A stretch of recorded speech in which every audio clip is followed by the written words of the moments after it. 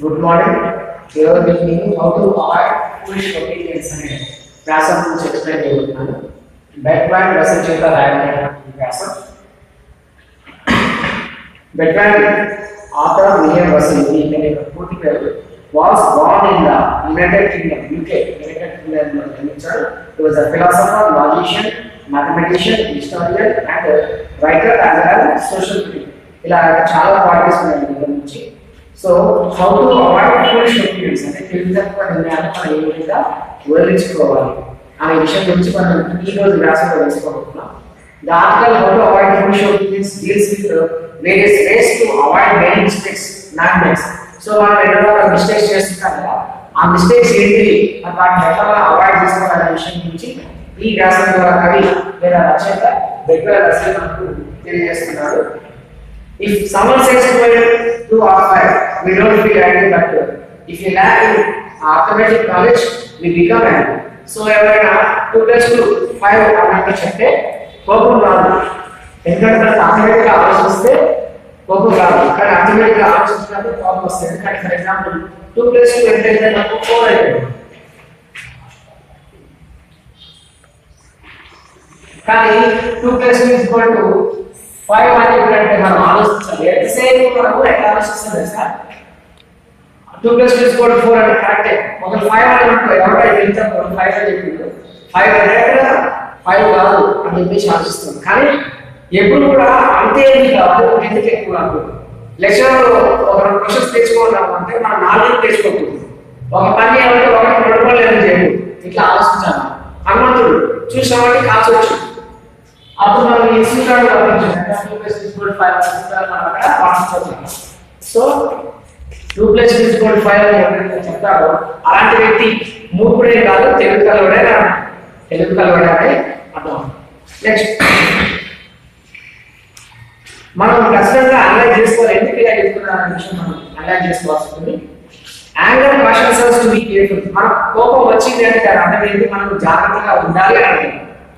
కోపం వచ్చిందంటే అర్థం ఏంటి, జాగ్రత్తగా ఉండాలి అని. Where there is not much evidence about a particular issue, there is scope for defensive opinion. ఒక ఇష్యూ మీద మనకు కరెక్ట్ ఒపీనియన్ లేనప్పుడు, దానికి సంబంధించిన ప్రూఫ్ సరిగ్గా లేనప్పుడు ఒక్కొక్కరికి ఒక్కొక్క రకమైన ఆలోచన వస్తుంది. మంచి అంటే ఏంటి చెప్పాలంటే దానికి ఎవరు సరిగ్గా చెప్పలేదు, చెడు అంటే ఏంటి చెప్పాలంటే దానికి చెడు కూడా సరిగ్గా చెప్పలేదు. కొన్ని విషయాలు ఎలా ఉంటాయంటే వాటి ప్రశ్న మాత్రం వాటి ఆన్సర్ అనేది ఉండదు. అలాంటప్పుడు ఒక్కొక్కరితో ఒపీనియన్ ఉంటుంది. నా విషయంలో మంచి వేరే ఉంటుంది, మీ విషయంలో మంచి వేరే ఉంటుంది. సో దానికి కరెక్ట్ అక్యురేట్ గా ఒక ఆన్సర్ అంటే ఏమి ఉండదు. కాబట్టి ఎవిడెన్స్ అనేది ఉంటుందండి, ప్రూఫ్ అనేది ఉండదు. నెక్స్ట్ అందువల్ల ఏమైందంటే డిస్ప్యూట్ అంటే తగులు అంటే నేను ఇట్లా వచ్చే అవకాశం ఉంటుంది. Next theology leads to arguments where arithmetic doesn't give any chance for disputes. థియాలజీలో ఏముంటుందంటే ఆర్గ్యుమెంట్ అనేది, థియాలజీ అంటే తత్వశాస్త్రంలో ఆర్గ్యుమెంట్ అనేది జరుగుతుంది. మంచి అంటే టీచర్ అంటే ఏంటంటే మీరు చెప్తారు నేను చెప్తాను, కానీ ఆటోమేటిక్ లో ఎలాంటి ఆర్గ్యుమెంట్ అనేది ఉండదు అన్నమాట, ఎలాంటి గొడవ కావాలని ఉండదు. Travel is an excellent educator. So for example మనం ప్రయాణం చేసినప్పుడు ప్రయాణం చేయడం వల్ల చాలా విషయాలు తెలుస్తాయి. ఈ టైంలో ప్రయాణం చేయడం చెప్పాలి నాకు, మనం చాలా దూరం ప్రయాణం చేస్తే ఆ ప్రయాణంలో మనకు ఎన్నో విషయాలు తెలుస్తాయి. ఎప్పుడు ఒకే దారిలో ప్రయాణం చేయాలి, ఒక కొత్త దారిలో కూడా ప్రయాణం చేయాలి. వాస్కోడి గామా ఏం చేసినట్టే భారతదేశానికి సముద్ర మార్గానికి వచ్చారు. వచ్చిన తర్వాత భారతదేశం అనేది స్వతంత్రంగా అనే విషయం తెలుసుకున్నారు. కొలంబస్ అమెరికన్ కంపెనీలో కూడా ప్రపంచానికి అమెరికా తెలియదు. సో ఇట్లా ప్రయాణం చేస్తేనే కదా ఏదైనా విషయం తెలిసింది, మనం ముందు పోతేనే ఏదైనా విషయం తెలుస్తుంది. కాబట్టి it teachers one to many live examples what cultures, customs, crafts, climates etcetera. Book తీసుకొని రావడం వల్ల ఏ ఉపయోగం లేదు. బుక్ లో ఉన్నదాన్ని మనం బయట ప్రాక్టికల్ గా నిరూపించుకోవాలి. అంటే ప్రయాణం చేయాలి అనే విషయం బుక్ లో ఉంటుంది, ప్రయాణం చేయాలని మనం ప్రయాణం చేసి తెలుస్తుంది ఎక్కడ ఏం జరుగుతుంది, కొత్త కొత్త విషయాలు, వాళ్ళ యొక్క సంస్కృతులు, సాంప్రదాయాలు, ఆచారాలు, వ్యవహారాలు, నమ్మకాలు ఇవన్నీ కూడా మనకు స్పెషల్ గా తెలిసే అవకాశం ఉంటుంది ప్రయాణం చేస్తాం, ప్రయాణం చేయాలి. కానీ మన గాంధీజీ ఏమంటే సముద్ర మార్గం మీద ప్రయాణం చేయకుండా చెప్పేసి నిర్ణయం తీసుకున్నాం ఫస్ట్ స్టార్టింగ్. ఫర్ ఎగ్జాంపుల్ భారతదేశానికి స్టీమ్ బోట్స్ తీసుకురావద్దని చెప్పేసి బ్రిటిష్ వాళ్ళు స్టీమ్ బోట్స్ తీసుకొస్తానికి ప్రయత్నం చేసినారు, కానీ వద్దని చెప్పి చెప్పారు. ఒక్కొక్కరు ఒక్కొక్కటి సముద్ర మార్గం ద్వారా ప్రయాణం చేయకుండా భారతదేశంలో ఒక రూల్ ఉంది, కానీ దాటిపోయినారు. పోయిన తర్వాత అసలు సంగతి ఏంటంటే మనం తర్వాత తెలుసుకుంటాం. అక్కడ ఏమేమి జరుగుతున్నాయి, ఏమి జరుగుతుంది మనం తర్వాత తెలుసుకుంటాం. సో మనం ప్రయాణం చేస్తే తెలుస్తుంది ఏదైనా. Awareness of multiple types of reads through world journeys avoid full shoppings. Multiple types of reads. So ఒక్కొక్క ప్రదేశానికి వెళ్ళినప్పుడు అక్కడ ఉన్నటువంటి నమ్మకాలు, ఆచారాలు అక్కడ మనకు స్పష్టంగా కనిపిస్తుంటాయి. మన ప్లేస్ వస్తే మండలమైన ఆచారాలు, వేరే ప్లేస్కి అయితే వేరే ఆచారాలు, ఇవన్నీ కూడా మనకు స్పష్టంగా కనిపిస్తుంటాయి. అయితే మన ఆచారం వేయడానికి మూఢనమ్మకంగా అనిపించవచ్చు, అదేవిధంగా వేరే వాళ్ళ ఆచారం మనకి మూఢనమ్మకంగా అనిపించవచ్చు. సో ఎవరి ఒపీనియన్ వాడదు, different opinion. Russell found out that participating in an imaginary argument with a person holding opposite to yours is an effective technique.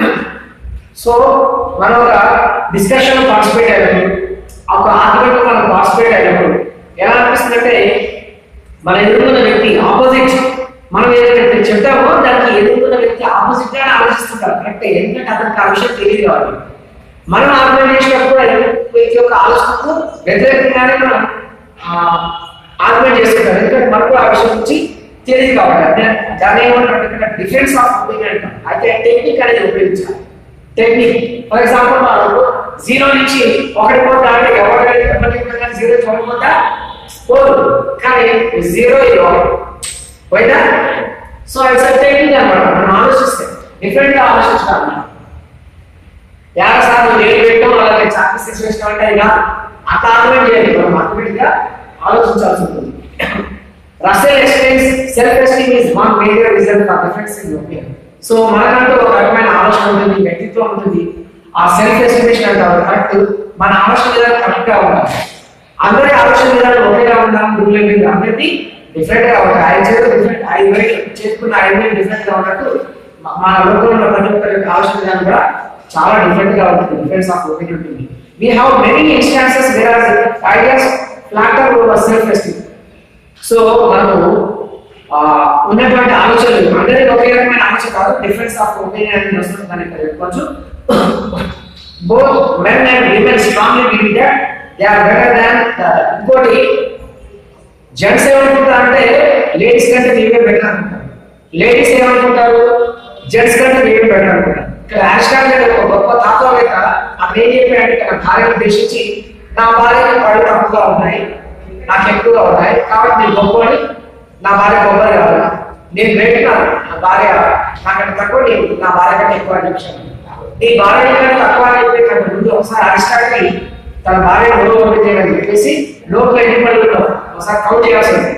మరి ఆమెకి ఎన్ని పళ్ళు ఉంటే ఇది కూడా అనే ఉంటాయి. ఆమె లేడీగా పళ్ళు తక్కువ నీ జెంట్స్ కాబట్టి నాకు పళ్ళు ఎక్కువగా ఉంటాయని చెప్పేసి ఒక ఒపీనియన్ చెప్పాడు. సారీ, రాంగ్ అన్నమాట. నెక్స్ట్, సో ఈ విధంగా ఒకరికొకరు జెంట్స్ లేడీస్ మేము ఎక్కువ అంటే మేము ఎక్కువ అనే ఆలోచన వస్తుంది. Russell analyzes that keep on expanding your knowledge on various issues that help you stay away from anger. So మనం ఎంతసేపు కోపం ఏదైతే తెచ్చే విషయం ఉంటుందో ఆ కోపానికి దూరంగా ఉండే ప్రయత్నం చేయాలి.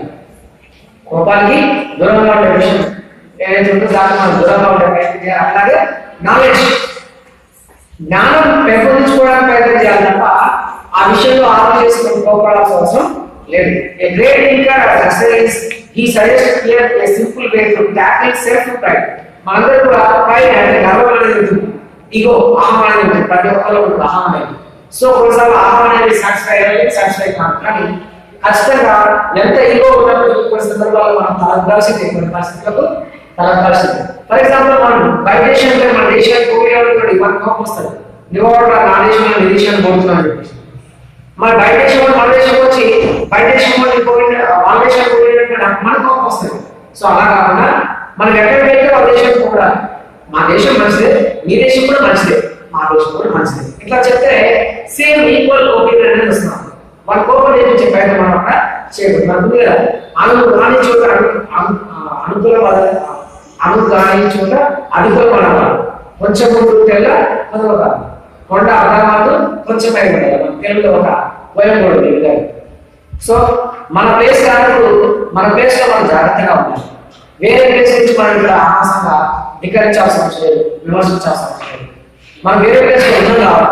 మన ప్లేస్ లో ఉన్నప్పుడు మన ప్లేస్ నుంచి మనం పొగడలో తప్పే లేదు. Because we are Indians, we love India. India is the greatest country. But if you went to Russia, America, there if you appreciate our country, they make it angry. మన వేరే దేశానికి వెళ్ళి వాళ్ళ దేశంలో మన దేశాన్ని కనుక పొగిడినట్లయితే వాళ్ళకి ఇష్టం కోపం వస్తుంది. సో వాళ్ళ దేశానికి వెళ్ళినప్పుడు వాళ్ళ దేశం కూడా గొప్పదే, మా సంస్కృతి కూడా గొప్పదే అని చెప్పి చెప్పాలి. మతం కానీ కులం కానీ ఏదైనా ఏ పార్టీ కానీ ఏ భాగమైనా సరే ఎక్కడ ఉంటే అక్కడ డైరెక్ట్ కావాలి రచన చెప్తున్నాడు. ఇక ఆఖరిగా ఏమంటే the method is to remember how short our life span is on small planet. ఏమంటారంటే ఈ విశ్వం చాలా పెద్దది. ఈ విశ్వంలో మన భూమి అనేది ఒక చిన్న కణం. ఇంత చిన్న కణంలో మనిషి అనేవాడు కణం కంటే కూడా చాలా చిన్నవాడు. అవునా? భూమి చాలా కణం, చిన్న కణం ఉంటుంది. విశ్వం చాలా పెద్దది. ఇంత పెద్ద విశ్వంలో భూమి అనేది ఒక చిన్న కణం అనుకుంటే ఆ కణంలో మనిషి అనేవాడు ఎంత అనే ఒక విషయం ఆలోచిస్తే చాలా చిన్నది. కాబట్టి ఈ విషయం మనం గుర్తుపెట్టుకోవాలి.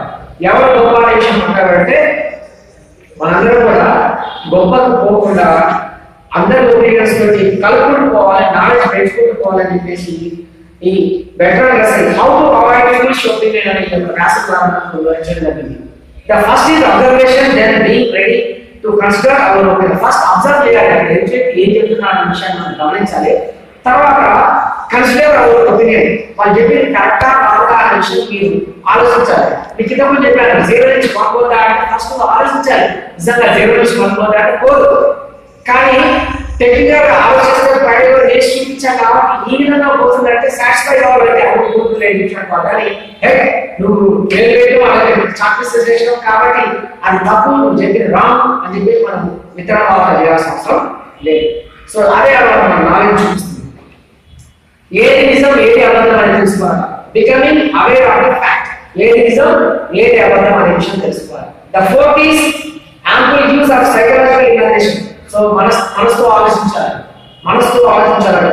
And fifth is keeping self esteem with limits. మనందరం కూడా ఇగో అహమానం దాని పక్కన పెడితే మన లిమిట్ లో మనం ఉండాలి. మన లిమిట్ లో మనం ఉండి మన హద్దులు మనం దాటుకో. సో ఈ విధంగా మనకు how to avoid foolish opinions, తెలివి తక్కువ నిర్ణయాలు మనం ఏ విధంగా వదిలించుకోవాలి, విడగొట్టుకోవాలి, వాటిని మనం ఎట్లా రూపమాపుకోవాలి అనే విషయం నుంచి బెటర్ లెసన్ ఈ క్లాస్ తెలియజేయడం జరిగింది. Thank you.